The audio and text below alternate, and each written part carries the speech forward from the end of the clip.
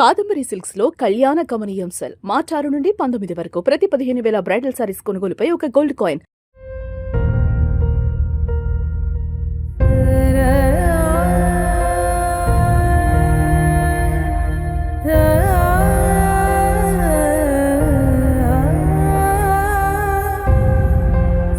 YouTuber Vaishnavi కేసులో తీవ్ర భావోద్వేగ దృశ్యాలు ఇప్పుడు అందరినీ కన్నీరు పెట్టిస్తున్నాయి. చెల్లి మరణించిన విషయాన్ని ఇంకా జీర్ణించుకోలేకపోతున్నటువంటి ఆమె అన్నలు రోధిస్తున్నటువంటి తీరు అక్కడున్న వాళ్ళందరినీ కూడా కంటతడి పెట్టిస్తున్నాయి. ఇప్పటికీ స్టిల్ ఆమె సమాధి వద్దకు వెళ్ళి చెల్లమ్మ లేమ్మా అంటూ ఏడుస్తున్నటువంటి తీరు అక్కడున్న వారందరినీ కూడా రోమాలు నిక్కపొడిచేటువంటి విధంగా చేస్తుంది. వారి కన్నీళ్లు బయటికి తెప్పించేటువంటి విధంగా తెస్తుంది. ఆమె సమాధినే తన ప్రపంచంగా మార్చుకున్నాడు అన్న. వైష్ణవిని పూడ్చిపెట్టినటువంటి చోటుకు వెళ్ళి అక్కడే చూస్తూ ఉంటున్నాడు రోజు అన్న. కన్నీరు మున్నీరవుతున్నాడు. సమాధిపై తలపెట్టి నా చెల్లిని గుర్తు చేసుకుంటూ ఎమోషనల్ అయ్యాడు.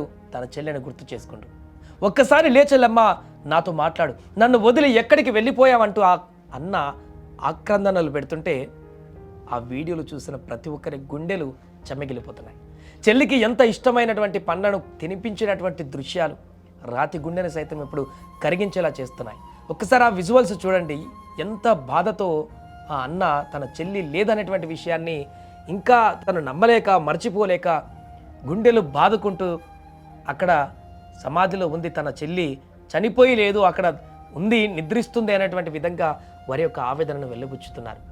మళ్ళీ అవకాశం ఉంటే తమతో పాటు మరలా వస్తుందేమో, ఆ సమాధుల నుంచి లేచి తమతో పాటు కాలం వెళ్ళదీస్తుందేమో, ముందుకు వెళ్తామో, ఇలా కంటెంట్ చేసుకుంటూ యూట్యూబ్లో ముందుకు వెళ్తామో అనేటువంటి ఒక ఆలోచనతోటి ఆ అన్నలు గుండెలు బగిలలాగా బాదుకుంటున్నారు. మొత్తం 10-15 మంది అన్నలున్నారు తనకి. వైష్ణవికి నిత్యం తన చెల్లెని ఎంతో ప్రేమగా చూసుకుంటూ అల్లారు ముద్దుగా తనని ఇంతవరకు తీసుకువచ్చినటువంటి ఆ అన్నల గుండెలు పగిలిపోతున్నాయి. ఈరోజు తన చెల్లి పక్కన లేదనేటువంటి విషయాన్ని తెలుసుకొని రోజులు గడుస్తున్నా కూడా తన చెల్లి తమకు దూరం అయిపోయింది, ఇక తమ చెల్లి మన దగ్గర లేదు అనేటువంటి విషయాన్ని వారు ఏమాత్రం కూడా జీర్ణించుకోలేకపోతున్నారు, ఊహించలేకపోతున్నారు. అందుకే సమయం దొరికితే మరలా అక్కడికి వెళ్ళి సమాధి వద్దకు వెళ్ళి అక్కడే కూర్చుంటున్నారు.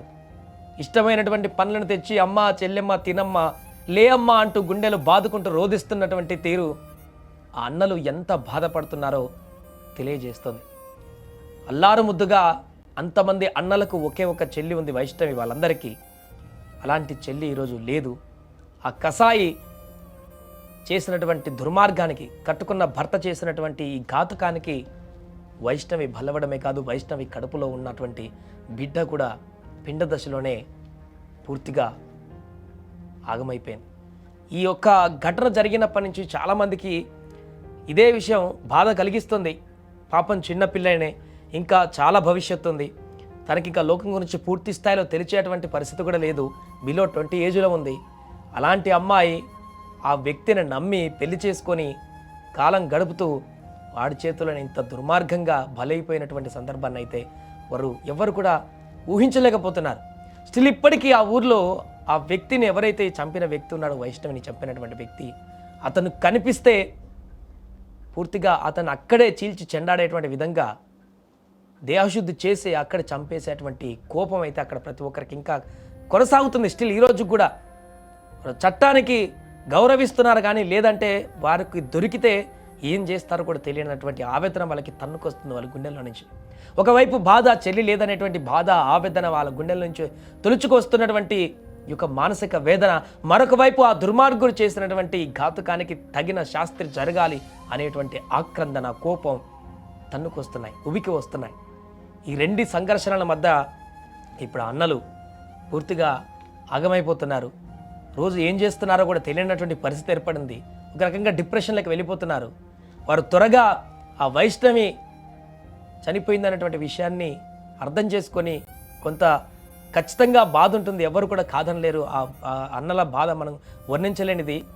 నిత్యం వారందరూ కలిసి హ్యాపీగా ప్రజలందరికీ, వ్యూవర్స్కి రకరకాల కంటెంట్లు చేస్తూ రోజు కాలం వెళ్ళదీస్తూ భవిష్యత్తులో ఇంకేం చేయాలో కూడా పూర్తిగా ఒక ప్రణాళికను రచించుకున్నటువంటి చెల్లి అన్నలు ఈరోజు అందరికీ కలిపి ఒక్కగానొక్క చెల్లి, అల్లారు ముద్దు చెల్లిక లేదు అనేటువంటి విషయాన్ని వారు తట్టుకోలేకపోతున్నారు. అందుకే సమాధి వద్దకు వచ్చి అక్కడ ఏడుస్తూ సమాధి వద్ద పడుకొని రోధిస్తున్నటువంటి తీరు ఇక్కడ ఉన్నటువంటి వారందరినీ కూడా, ఈ వీడియో చూస్తున్నటువంటి వారందరినీ కూడా కళ్ళు చెమ్మగిల్లేలా చేస్తున్నాయి.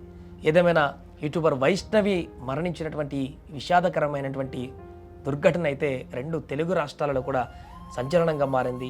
ఆమె ఈ రకంగా చనిపోవడం పట్ల చాలామంది, లక్షలాది మంది వైష్ణవికి తీరని అన్యాయం జరిగింది, వైష్ణవికి జరిగినటువంటి ఇలాంటి అన్యాయం ఇంకే కుటుంబంలో జరగకూడదు, ఇలా వైష్ణవిని దారుణంగా హత్య చేసినటువంటి ఆ వ్యక్తికి తగిన శిక్ష పడాలంటూ కూడా ప్రతి ఒక్కరి గుండె కూడా స్పందించేది.